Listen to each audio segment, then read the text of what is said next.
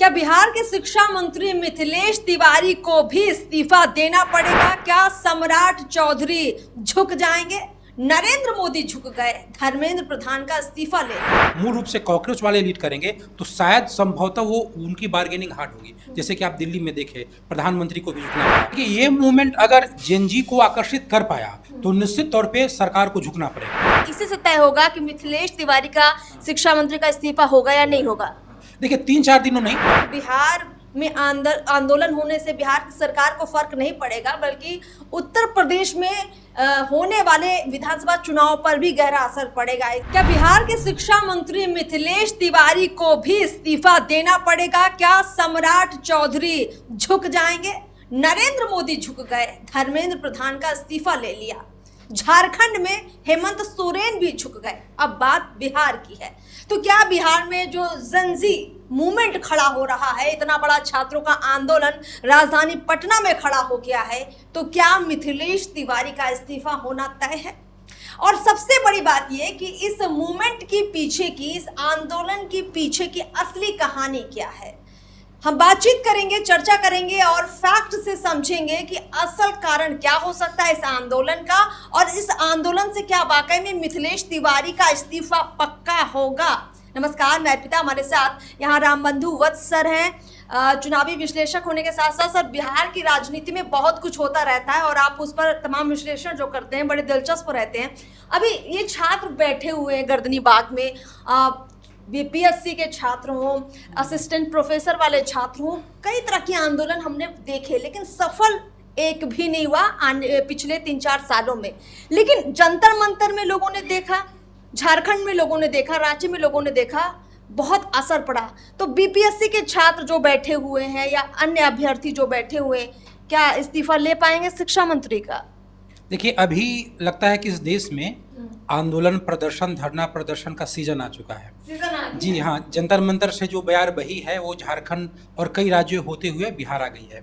तो बिहार में भी उसी तर्ज पे, जिस तर्ज पे झारखंड में रहा, दिल्ली में रहा, इस तर्ज पे प्रदर्शन होने वाला है। उसी तरीके का भूख हड़ताल होगा और वो डिमांड सरकार से जिसमें इस्तीफे की मांग होगी।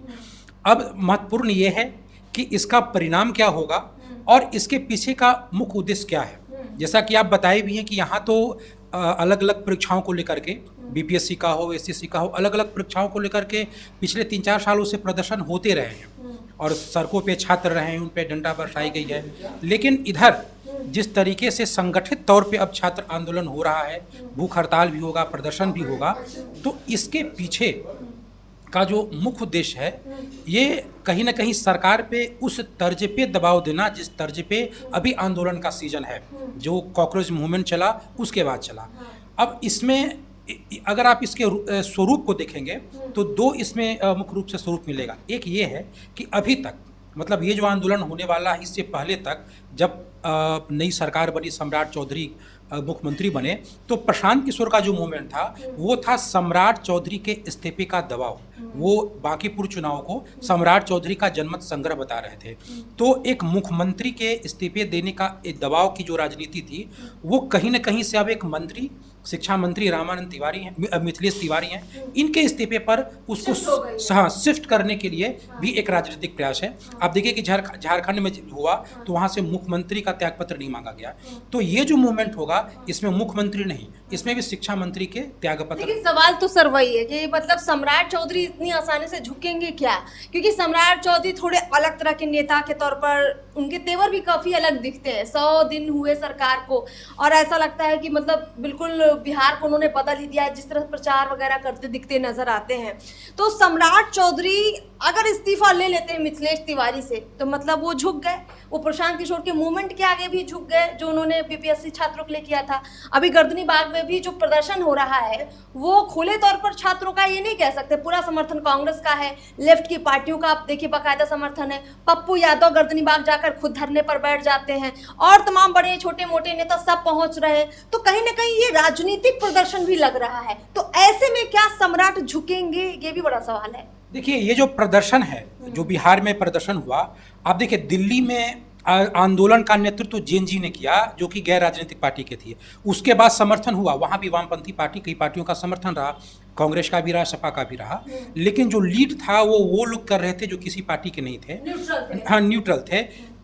इस तर्ज को बदलने का भी एक प्रयास है कि शुरुआत ही करे जो राजनीतिक धर्रे के लोग हैं, राजनीतिक छात्र संगठन के लोग, राजनीतिक पार्टियां ही इस प्रदर्शन का अपने सरकार के विरोध से, सरकार के विरोध की राजनीति का या जो डिमांड है उसको लीड ही करें। यानी जो न्यूट्रल छात्र यूनियन के लोग हैं या जो मूल रूप से आप जिसे कॉकरोच पार्टी कह सकते हैं, वो लोग लीड न करें, लीड ही कर लें जो छात्र हैं, जो अलग अलग पार्टियों के छात्र संगठन के लोग हों। क्योंकि जब वो लीड करेंगे, अगर मूल रूप से कॉकरोच वाले लीड करेंगे, तो शायद संभवतः वो उनकी बार्गेनिंग हार्ड होगी। जैसे कि आप दिल्ली में देखें, प्रधानमंत्री को भी झुकना पड़ा। तो राजनीतिक पार्टियों का जो प्रदर्शन है वो अपने तरीके से है, और उसमें जो मूवमेंट होता है या जो समाज का जो आक्रोश होता है वो उस तरीके से उभरता नहीं है। तो यह भी कारण है कि आप अगर झारखंड की बात देखेंगे तो आम लोग उस तरीके से वहाँ की मौजूदा सरकार के खिलाफ आक्रोशित नहीं हो पाए जैसे कि दिल्ली के आंदोलन में हुआ था। उसी तरह पे बिहार में भी अगर जो पार्टियों के समर्थित छात्र संगठन के लोग या जो राजनेता पप्पू यादव आदि लोग प्रदर्शन पे हैं, तो जो जन मानसिकता है वो उस तरीके से नहीं जुड़ पाएगी।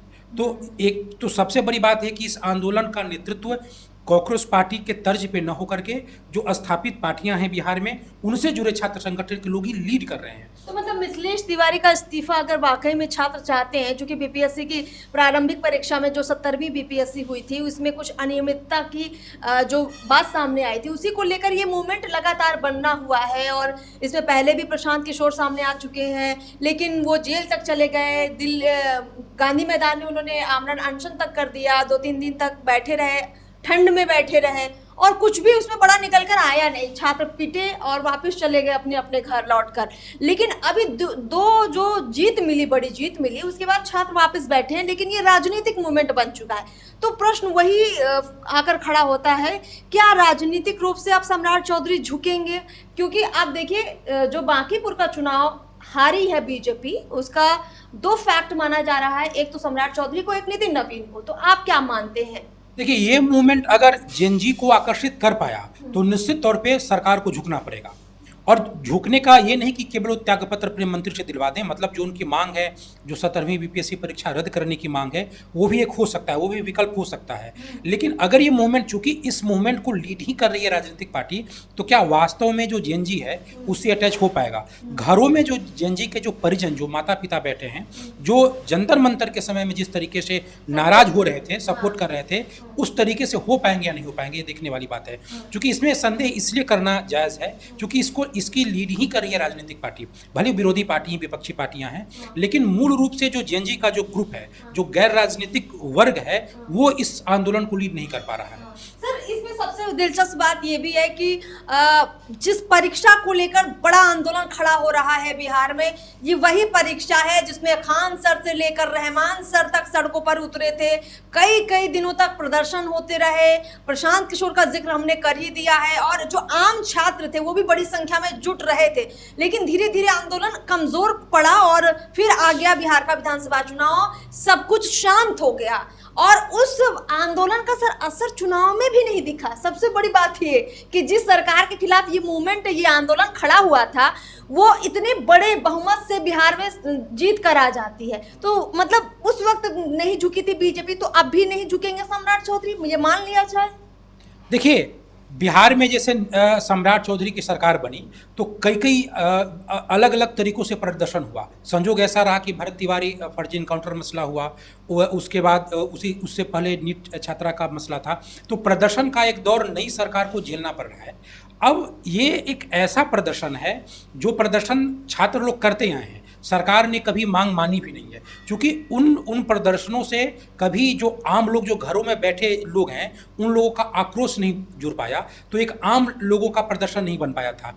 अभी सबसे बड़ी बात है कि अगर इनका जो प्रदर्शन है ये वास्तव में एक जेएनजी का सपोर्ट अगर मिलना शुरू हो गया, तब जाके सरकार झुक सकती है। नहीं तो फिर ये पूर्व में जैसे भी राजनीतिक मूवमेंट होता रहा, आंदोलन होता रहा, उसी तरीके से होता रहेगा। अगर परीक्षा का परिणाम आ गया, परीक्षाओं की सारी औपचारिकताएं पूरी हो गई है, परिणाम भी होगा, नई परीक्षाओं के भी जो प्रीलिम्स का जो डेट है वो भी आ चुका है। तो अगर सरकार परीक्षाएं करती चली गई और इनमें एक जन आक्रोश नहीं जुड़ पाया, तो मुझे लगता है कि सरकार नहीं झुक पाएगी। आप देखिए ना कि जब बांकीपुर इलेक्शन से पहले बिहार में जब एक दिन प्रदर्शन हुआ था, जेएनजी का प्रदर्शन, उसमें वास्तव में आम लोग सड़क पे थे, और जितने लोग सड़क पे थे वो घर में बैठे माता पिता ज़्यादा चिंतित थे। तो सरकार झुकी थी। देखिए कि कैसे सरकार ने जो लोग जेल में गए थे तुरंत भर में उनको जेल से रिहा कर दिया गया। तो सबसे बड़ी बात है कि ये जो आंदोलन है ये जेएनजी को आकर्षित कर पाएगा नहीं। 3-4 दिन का इंतजार करना पड़ेगा, धार दिखेगी या नहीं दिखेगी छात्रों की, इसी से तय होगा कि मिथिलेश तिवारी का शिक्षा मंत्री का इस्तीफा होगा या नहीं होगा।